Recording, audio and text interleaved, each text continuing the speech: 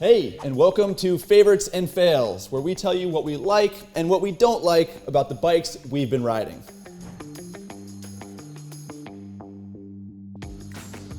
What we are working with here is a 2018 Honda CBR300R. It costs $4,600, it weighs about 360 pounds, and it makes approximately 28 horsepower. Now, this is a bike that is very near and dear to my heart. Of all the motorcycles I have ever ridden, this is the one I am most familiar with, and that's because I have owned and road raced a CBR, I have crashed it, I have rebuilt it, I've fixed them for other people. So clearly I have a lot of experience, and I also have a lot of things to say. So let's get to it. The first thing most people are gonna notice about this bike is its appearance, and style is one of my favorites. When this bike was introduced in 2011, it was modeled after the VFR, so it kind of looked like a little sport tourer, which I was never that fond of. But in 2015, they updated the style so that it looks a lot more like the CBR600 and 1000, and I totally dig it. It's got the dual headlight, it's got the sleeker, sharper bodywork, and this particular model has those hot racing stripes. Also, the motorcycle just has typical Honda fit and finish, which is really nice to see on a bike at this price point. Speaking of price point, you don't often see brakes and suspension that work this well on a bike that's this cheap, and those are two of my favorites. The brake is nothing fancy, it's just a 2-piston axially mounted caliper, but it works really well. This bike has excellent bite, really solid stopping power, and good feedback, and honestly, it's one of the best braking setups that you're gonna get in this category. Same goes for the suspension. Again, nothing fancy, it's not an inverted fork, it's not adjustable, and the shock only has preload adjustability, but the balance and poise of this motorcycle is excellent. It's a comfortable ride, it's got good damping, it's not too loose, and it's got enough support that you can actually ride this thing quickly in the twisties and have a good time. Because the Honda has great suspension and excellent brakes, and because it only weighs 360 pounds with a full tank of gas, it also handles really well. So handling is definitely one of my favorite aspects of the CBR300R.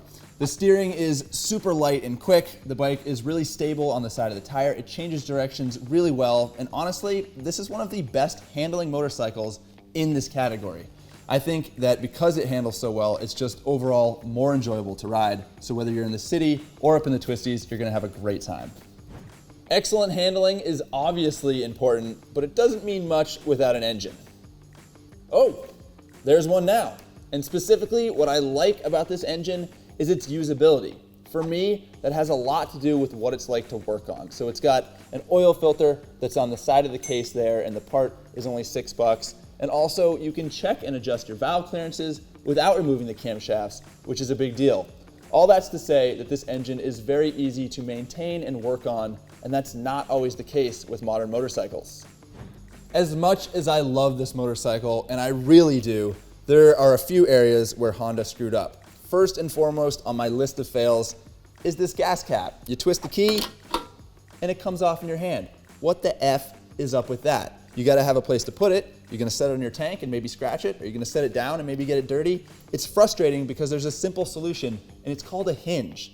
Then, when you go to fill up your tank, there's a plate right inside the opening, as well as a bar that goes across it. So you can't actually get the nozzle all the way in, so when you fill it up, it sprays gas all over your tank and your gloves. It's super frustrating. Thankfully, this bike gets about 60 miles per gallon, and it's got a reasonable sized gas tank, so you don't have to visit the gas station that often. Next up on my very short list of complaints about the CBR has gotta be the engine. I know I said I like it because it's easy to work on, and that is true. It's also true that it's got great torque and tractability, but it just doesn't make that much power. Part of the problem might be that it only has 286 cc's. Solution? Make it an actual 300, or make it a 350, or up the state of tune on the engine we already have. Because I know from experience that 32 to 34 horsepower really isn't that hard to achieve.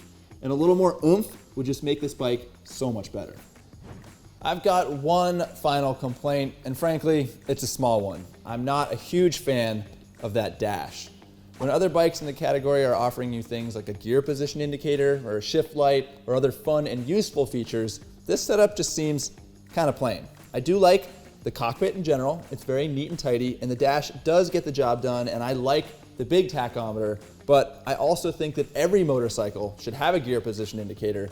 And honestly, I want to see more features than just a gas gauge, one trip meter, and an odometer. So there you go. My favorite and least favorite aspects of the CBR300. Short, sweet, and to the point, just like this motorcycle. I hope you guys enjoyed the show, and if you did, make sure you subscribe. If you have specific questions about this bike, leave them in the comment section below and I will try to answer them. And until next time, ride safe.